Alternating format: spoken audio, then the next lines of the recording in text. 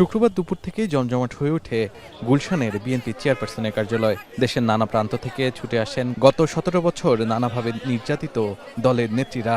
বিকেল ৩টায় শুরু হয় সংরক্ষিত নারী আসন প্রত্যাশীদের সাক্ষাৎকার কার্যক্রম। ২ দিনের সাক্ষাৎকারের প্রথম দিনে ৪৩০ জন প্রার্থী সাক্ষাৎকারে অংশ নেন।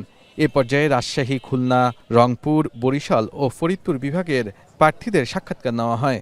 ভাই বোনেরা সুন্দরভাবে নিয়েছেন, সবার কথা শুনিয়েছে এবং ওনারা যাকে যোগ্য মনে করবে তাকে ওনারা দিবেন। উনি আমাদেরকে যে প্রশ্ন করেছেন, কেন আমরা সংসদে আসতে চাই, কি করতে চাই, আমাদের যথা সম্ভব যতটুকু প্রশ্ন দেওয়া উত্তর দেওয়ার ওনাকে আমরা দিয়েছি। অত্যন্ত আনন্দ যে আমাদের চেয়ারম্যান মহোদয়ের কাছে আমরা সাক্ষাৎকার দিতে পেরেছি, এতটুকু আমাদের সৌভাগ্য হয়েছে।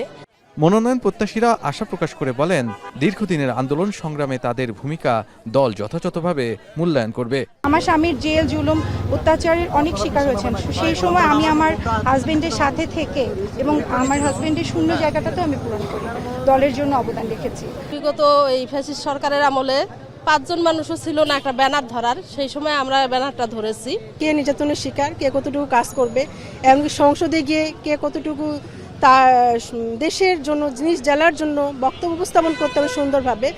এটা দলের আমাদের মাননীয় প্রধানমন্ত্রী এটা খুব ভালোভাবেই তার কাছে নথি আছে। সাক্ষাৎকার নেন দলের চেয়ারম্যান তারেক রহমান সহ মনোনয়ন বোর্ডের সদস্যরা।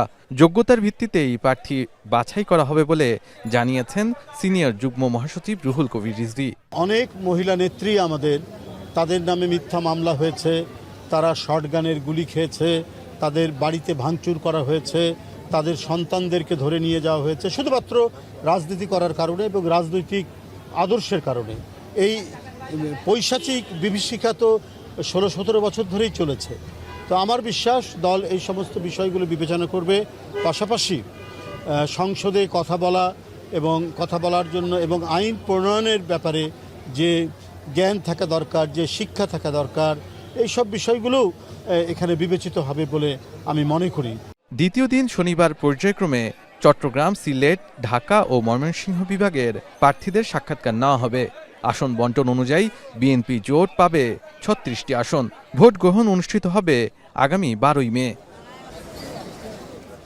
শাহাদাত অফরো, এখন, ঢাকা।